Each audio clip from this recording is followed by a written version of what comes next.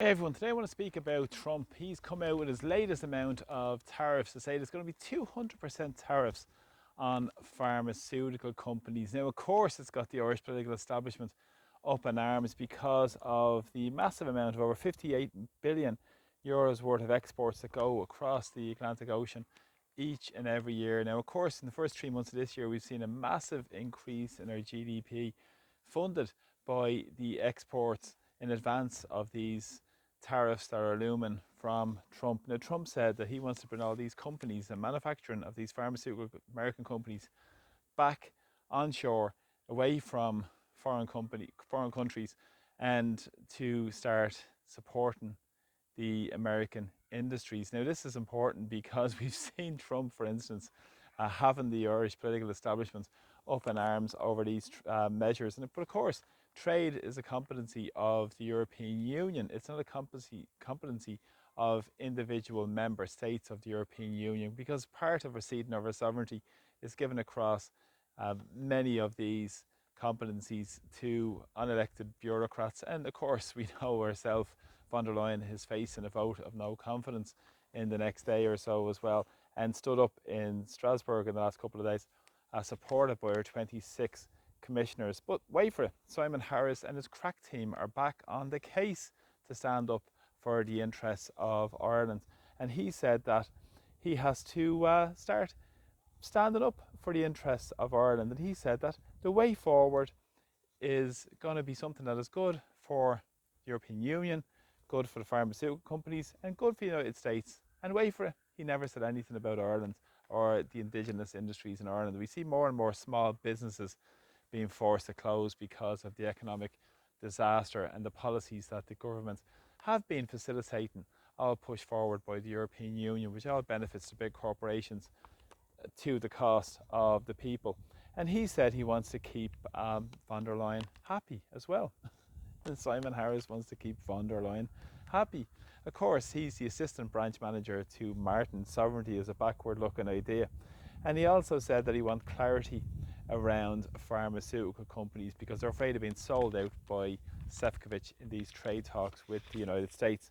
Now, of course, if you look at Ireland, massive amounts of our exports are driven because of pharmaceutical companies. Over 40% of the pharma exports are to the United States. So again, this has been part of the foreign direct investment policies, part of the tax haven strategy, and of course as well part of the immigration strategy in Ireland by offering more work permits to these big corporations. But of course it's a big tax scam for them as well, because what's very interesting is of the world's top 15 pharmaceutical companies, they have about 1,300 subsidiaries, and it estimates it's about 600 billion euros worth of profits are pushed through these countries, such as Ireland, for instance, where they say the headline rate is 12.5%, but the effective rate of taxation is between 2 and 4%.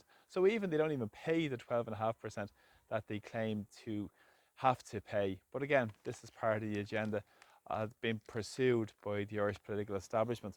But of course, he'll say he's standing up for the interests of Ireland rather than building a strong domestic indigenous economy and support local businesses. More local businesses are closing their doors, and more money gets recycled through local businesses in terms of a proper approach in Ireland. But of course, part of the European Union agenda has been outsourcing and selling off many of our resources and industries that have been forced to close because of the policies of the European Union.